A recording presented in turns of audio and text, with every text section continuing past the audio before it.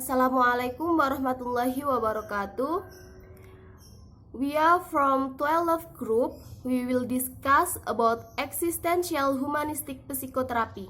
Jadi kami dari kelompok 12 akan membahas tentang eksistensi humanistik psikoterapi.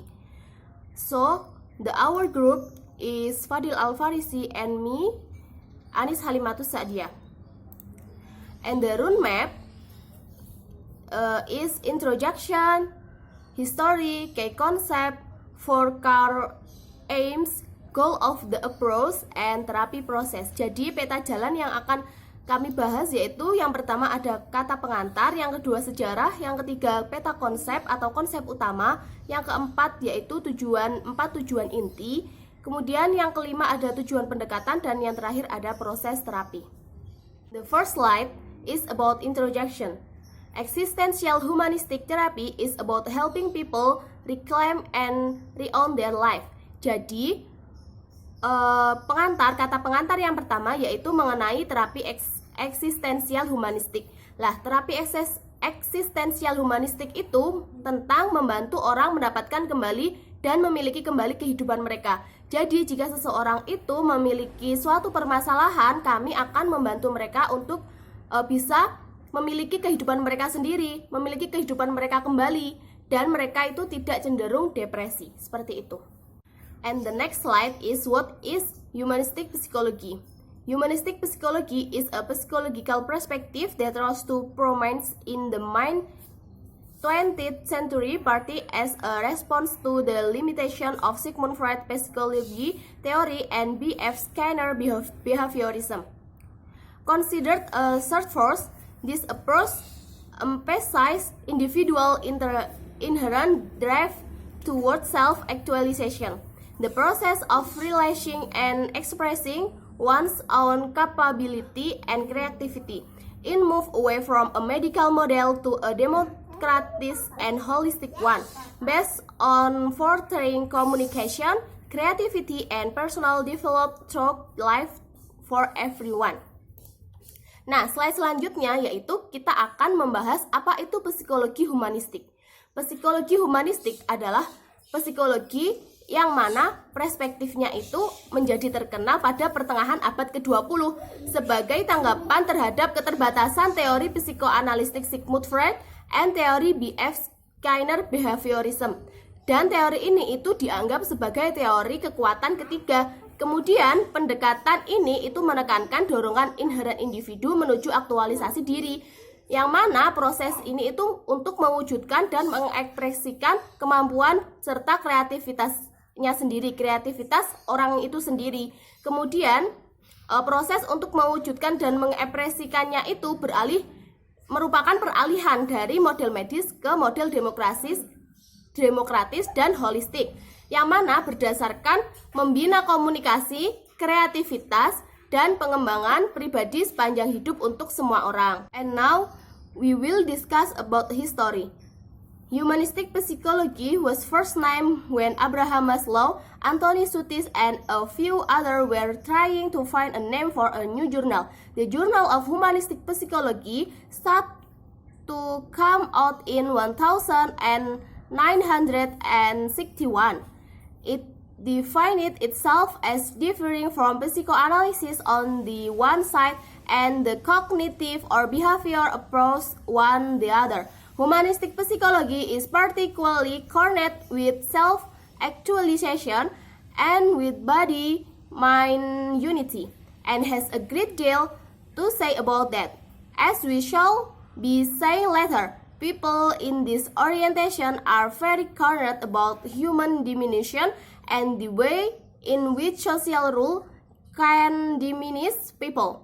It has a good deal to say about liberation from the shock of compulsion, whether they be internal or external. Kemudian kita akan membahas tentang sejarah. Sejarah yang pertama kita akan membahas yaitu sejarah psikologi humanistik. Nah, psikologi humanistik itu pertama kali dinamai ketika Abraham Maslow, Anthony Sutis, dan beberapa orang lainnya itu mencoba mencari nama untuk jurnal baru. Jurnal humanistik psikologi itu dimulai untuk keluar pada tahun 1961 dan di dalam jurnal itu mendefinisikan dirinya sebagai perbedaan dari psikoanalisis di satu sisi dan kognitif atau perilaku pendekatan di sisi lainnya. Jadi humanistik ini itu dia berbeda dengan psikoanalisis kognitif dan behaviorism. Kemudian pendekatan psikologis humanistik ini khususnya berkaitan dengan aktualisasi diri dan kesatuan tubuh pikiran, dan memiliki banyak hal untuk dikatakan tentang itu, seperti yang akan kita lihat nanti. Nah, orang-orang dalam orientasi dalam psikohumanistik ini sangat memperhatikan pengurangan manusia dan bagaimana peran sosial dapat mengurangi orang. Ada banyak hal bagus untuk dikatakan tentang pembebasan dari belenggu paksaan, baik yang bersifat internal ataupun yang bersifat eksternal. The second history is about existential humanistic theory. Existential humanistic theory is rooted in the deepest research of record time. All who have addressed the question of that it's meant to be fully and subjectively alive have participated in the existential humanistic quest.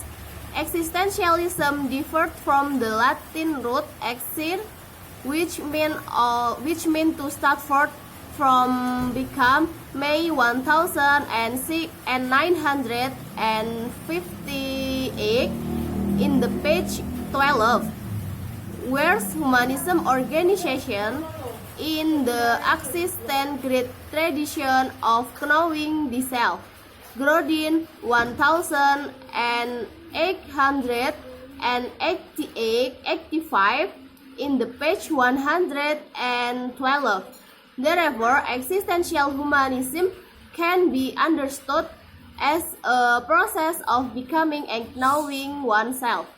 Jadi sejarah yang kedua yaitu kita akan membahas tentang sejarah teori eksistensial humanistik.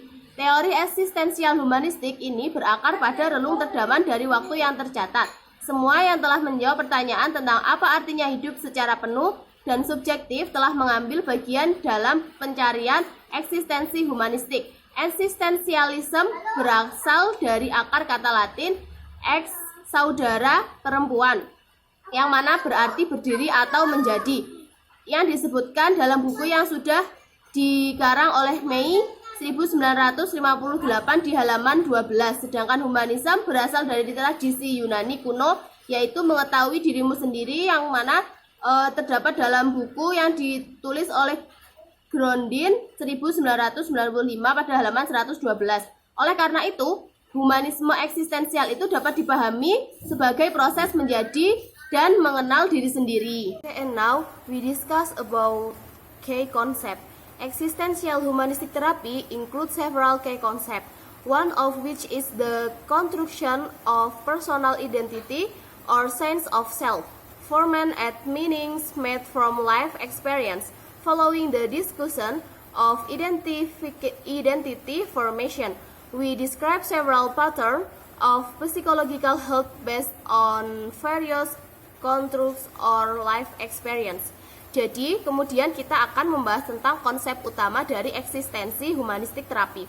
Konsep utama dari eksistensi humanistik terapi ini mencakup beberapa konsep kunci. Salah satunya yaitu konstruksi identitas pribadi atau rasa diri, yang mana semua orang itu kan pasti mempunyai rasa diri ya.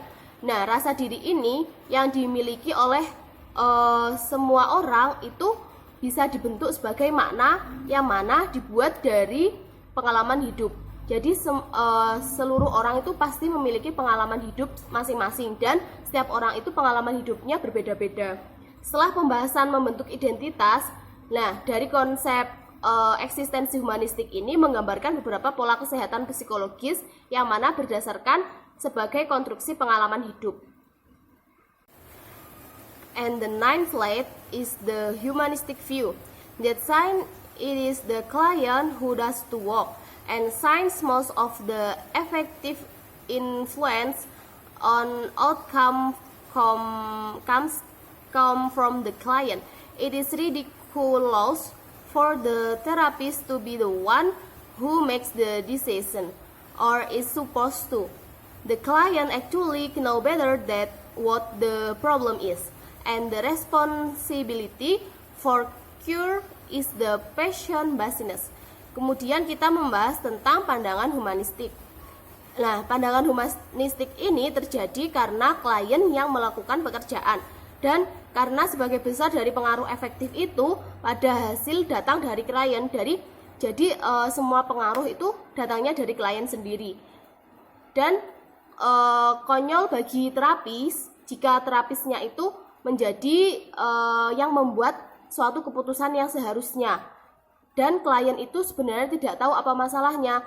Nah, kan konyol bagi kita sebagai konselor itu kita yang membuat keputusan dan kita yang mengetahui masalahnya. Padahal dalam pandangan humanistik sendiri klienlah yang memiliki pengaruh dalam dia melakukan pekerjaannya.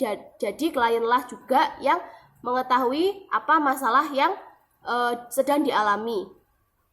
Kemudian tanggung jawab sebagai penyembuhannya itu dari pasien sendiri. Jadi kita sebagai konselor hanya mengarahkan saja, dan untuk tanggung jawab dia bisa sembuh atau tidak itu tergantung dari kliennya sendiri. And now we discuss about aims. 4 core aims. To some existential humanistic theories share 4 core aims, and the first to help client become more present to themselves and others.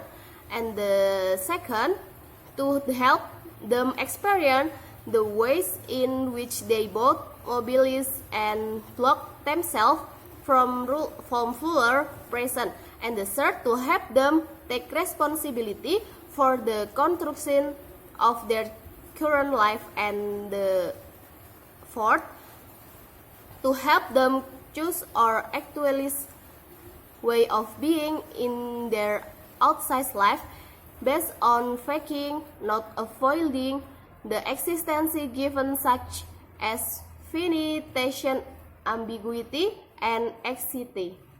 Kemudian di dalam eksistensi humanistik ini ada 4 tujuan inti, yang mana yang pertama yaitu untuk membantu klien menjadi lebih hadir untuk diri mereka sendiri dan orang lain.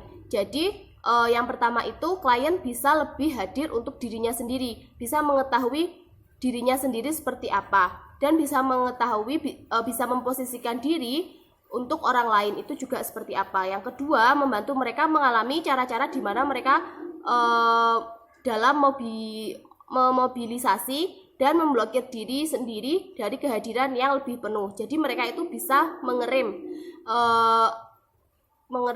apa yang mereka lakukan, apa yang akan mereka lakukan di dalam mobilitas orang-orang banyak seperti itu.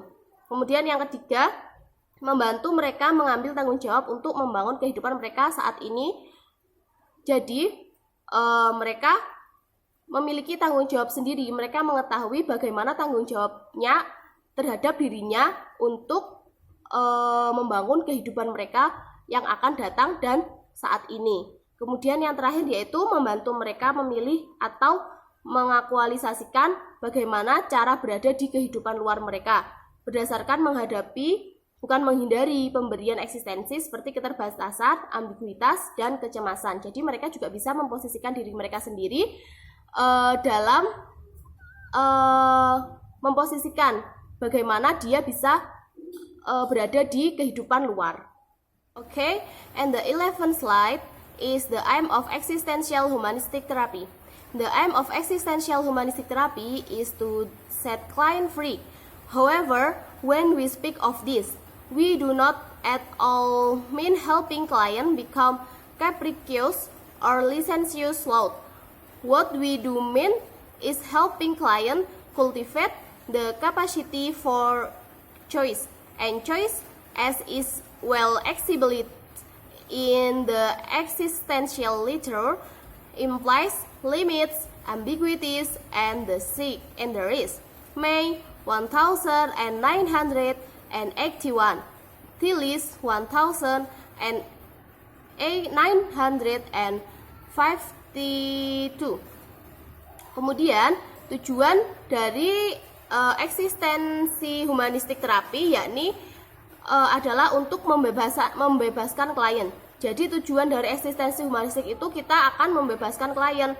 Nah, namun ketika kita itu membicarakan hal ini, kita sama sekali tidak bermaksud untuk membantu klien menjadi orang jahat yang berubah-ubah ataupun tidak bermoral. Jadi kebebasan klien dalam eksistensi humanistik itu, kita sebagai konselor akan membebaskan klien, akan tetapi kita tidak akan membuat klien itu menjadi orang jahat yang dia itu bisa pelin-pelan atau bisa berubah-ubah dan menjadikan klien itu tidak bermoral.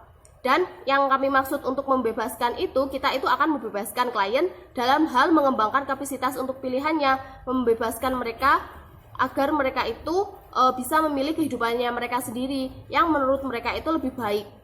Dan mereka itu akan mengetahui batasan-batasan dalam kehidupannya, batasan-batasan mana yang baik dan mana yang buruk. Itu menurut buku yang dikarang oleh May 1981 dan Tillich 1952. Goals of the approach: freedom within limits. The aim of existential therapy is to set clients free. Freedom is understood as the capacity for choice within the natural and self-imposed limits of living. Schneider, 2008. Tujuan pendekatan: kebebasan dalam batas. Itu tujuan terapi eksistensial humanistik adalah untuk membebaskan para klien. Jadi kebebasan ini dipahami sebagai kapasitas untuk memilih dalam batas-batas kehidupan yang dialami dan dipaksakan sendiri. Schneider dalam bukunya tahun 2008. Doctrine like freedom limitation. Notwithstanding the vast possibilities, there are great limitations on this freedom. We can only do and be so much. Whatever we choose in this relinquishment of something is, if we devote ourselves to progressively relinquish a degree of athleticism, if we engage in will listen our formation for spiritual pursuits. Moreover, every freedom has its price. If one stands out in a crowd, one becomes a less target for criticism. If one accrues responsibilities, one cross guard. If one isolates oneself, one lost community. If one mortgages and fights with other, one loses individuality, and so on. Akui batasan kebebasan. Terlepas dari kemungkinan yang luas, ada batasan besar pada semua kebebasan ini. Kami hanya bisa melakukan menjadi begitu banyak. Apapun yang kita pilih, menyeratkan pelepasan sesuatu yang lain. Jika kita mengabdikan diri untuk pintar atau beasiswa, kita melepaskan gelar atletis. Jika kita terlibat dalam akumulasi kekayaan, kita mengurangi kesempatan untuk pengajaran spiritual. Selain itu, setiap kebebasan memiliki harganya. Jika seorang menonjol di tengah orang banyak, ia menjadi sasaran kritik yang lebih besar. Jika seorang memperoleh tanggung jawab, dia akan terlibat dalam permasalahan. Jika seorang mengasingkan diri, ia kehilangan komunitas. Freedom has its counterpart, its destiny. My 1981 defines four kinds of destiny, or given beyond our control: cosmic, genetic, cultural, and circumstantial. Cosmic destiny embraces the limitation of nature. X, earthquakes, climate shift. Genetic destiny entails physical shell. Destination X, lifespan temperament. Cultural destiny entails preconceived social patterns. X, language, bridges, and circumstantial. Destiny pertain to sudden situational development. X, our space job lives. Instead, our past potential are managed by crossing vulnerabilities. We are capable in a world of changing incompressibility. Kebebasan memiliki mitranya dalam takdir. May tahun 1981 mendefinisikan 4 jenis takdir atau pemberian di luar kendali kita. Yang pertama, kosmik, genetik, budaya, dan keadaan. Takdir kosmik mencakup keterbatasan alam, misalnya gempa bumi, perubahan iklim. Takdir genetik memerlukan disposisi psikologis, misalnya umur dan temperament. Takdir budaya membahas pola sosial yang terbentuk sebelumnya, misalnya bahasa, hak psikologis, definition, sleepers fun, temperament, cultural destiny, and preconceived social patterns, language, British, and conventional.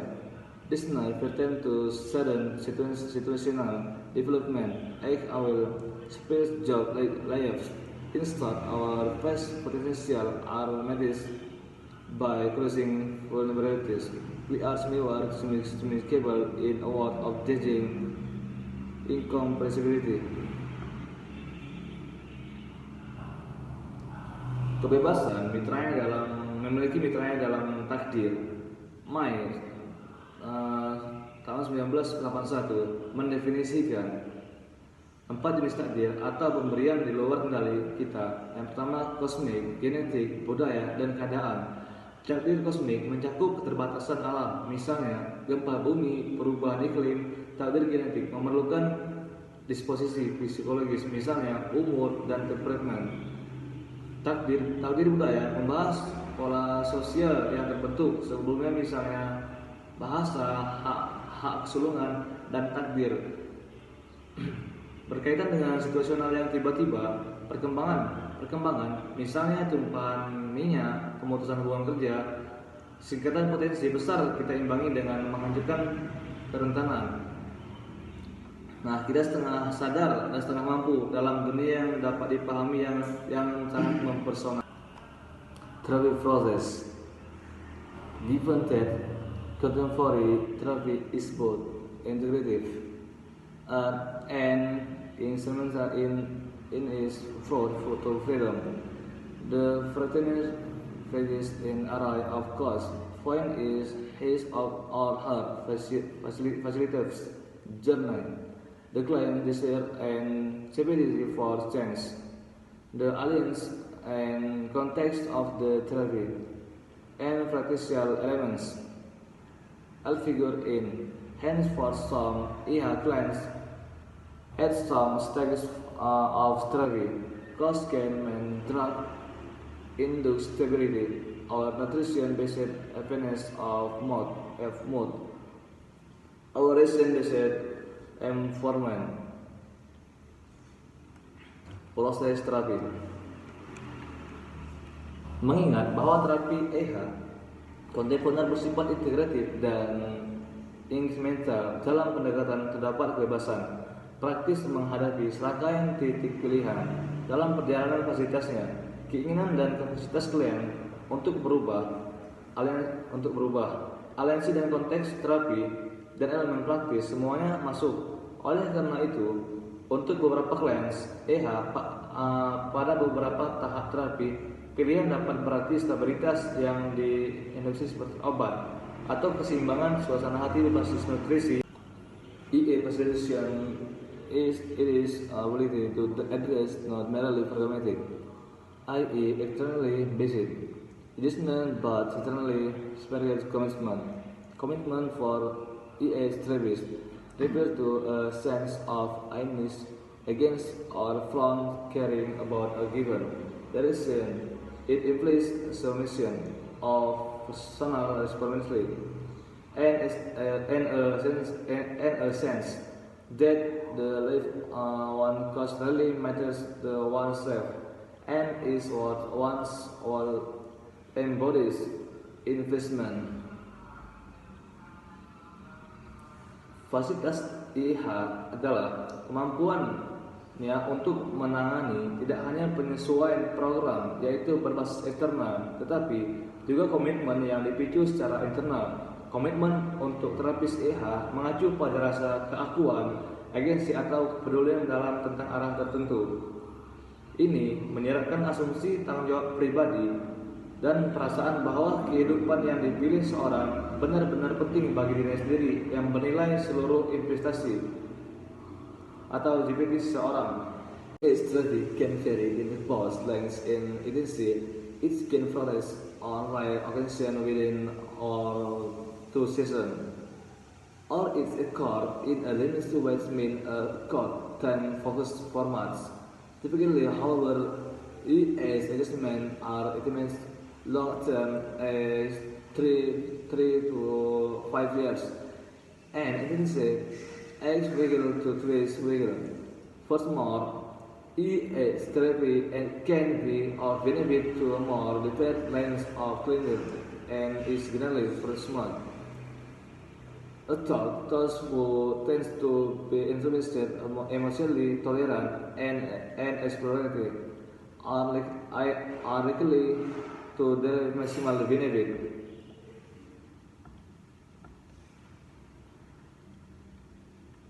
Terapi EH dapat bervariasi dalam panjang dan intensitas.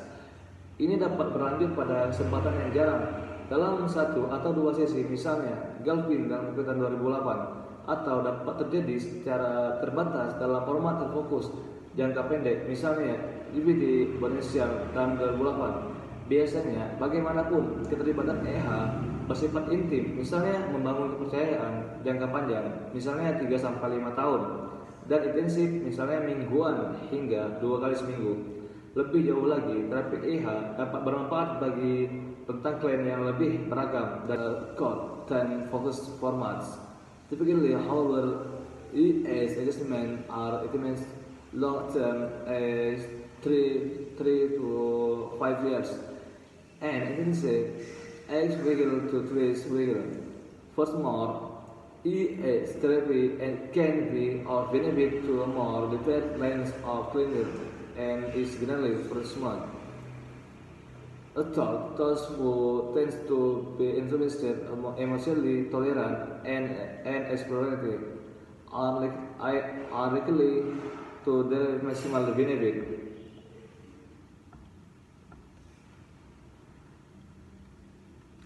Terapi EH dapat bervariasi dalam panjang dan intensitas. Ini dapat berlanjut pada kesempatan yang jarang dalam 1 atau 2 sesi, misalnya Galvin dalam liputan 2008, atau dapat terjadi secara terbatas dalam format terfokus jangka pendek, misalnya DVD Bonesial tahun 2008. Biasanya, bagaimanapun, keterlibatan EH bersifat intim, misalnya membangun kepercayaan jangka panjang, misalnya 3-5 tahun, dan intensif, misalnya mingguan hingga 2 kali seminggu. Lebih jauh lagi, terapi EH dapat bermanfaat bagi tentang klien yang lebih beragam daripada yang diperkirakan secara umum. Misalnya, secara umum, meskipun mereka cenderung introspektif, toleran secara emosional, dan eksploratif cenderung memperoleh manfaat maksimal. The key question for the ES therapy is how does one help this person cleanse, bring cause meaning, clarity, fluency in her or lives, in spite of something in light of all the threats to these possibilities. Clearly, there are no answers to this question. Yet it is precisely freedom difficult. Is implicit that for EH therapies is key to its unfolding. In other words, EH therapy challenge clients to grapple with their conquerors, not just intellectually, behaviorally, or programmatically, but evidently to maximize their capacities to transform themselves. Itu pertanyaan utama untuk terapis EH adalah bagaimana seorang membantu orang ini, klien, menemukan pilihan atau makna kejelasan kepedihan dalam hidupnya, terlepas dari dan kadang-kadang bersifat mengingat. Semua ancaman kemungkinan ini jelas tidak ada jawaban yang mudah untuk pertanyaan ini. Namun justru kesulitan atau kebebasan intensitasnya yang bagi terapis EH adalah kunci untuk pengungkapan. Dengan kata lain, terapis EH menantang klien untuk bergulat dengan kekhawatiran mereka. Extension stance or condition. To exhibit the aim of EH therapy, practitioner draw on practice of means. This means, however, are not techniques in the classical sense. They are stance or condition through which exponential liberation and transformation can take root. Among the core interpreting and overlapping IHA stands out. The first, the contribution of theoretic present is as ground. Second, the contribution and activation of traffic present through struggle present as methods and goal. Third, the engager with the essential to our self-protection form, traffic struggle and. Fourth, the questions of the meaning intentionally and life awakening out that can result from the struggle. Sikap atau kondisi esensial. Pencapaian atau tujuan terapi IHA praktisi menggunakan berbagai cara. Cara-cara ini bagaimanapun bukanlah teknik dalam pengertian klasik. Mereka adalah pendirian atau kondisi yang melalui pembebasan pengalaman dan transposisi dalam diri struggle and. Fourth, the questions of the meaning intentionally and life awakening out that can result from the struggle. Sikap atau kondisi esensial. Pencapaian atau tujuan terapi IHA praktisi menggunakan berbagai cara. Cara-cara ini bagaimanapun bukanlah teknik dalam pengertian klasik. Mereka adalah pendirian atau kondisi yang melalui pembebasan pengalaman dan transposisi dalam dapat berakar. Di antara sikap IHA, inti yang terjalin tumpang tindih adalah yang pertama, penanaman kehadiran terapeutik atau kehadiran sebagai landasan. Yang kedua, penanaman atau pengaktifan kehadiran terapeutik melalui perjuangan kehadiran mereka sebagai metode dan tujuan. Yang ketiga, pertemuan dengan perlawanan terhadap atau perinduan diri dari perjuangan terapik. Dan yang terakhir, perpaduan makna, kesengajaan dan kebangkitan kekaguman hidup yang dapat dihasilkan dari sebuah perjuangan. Is humanistic psychology still needed? In many ways, humanistic psychology is now part of the mainstream rather than being something new and unfamiliar.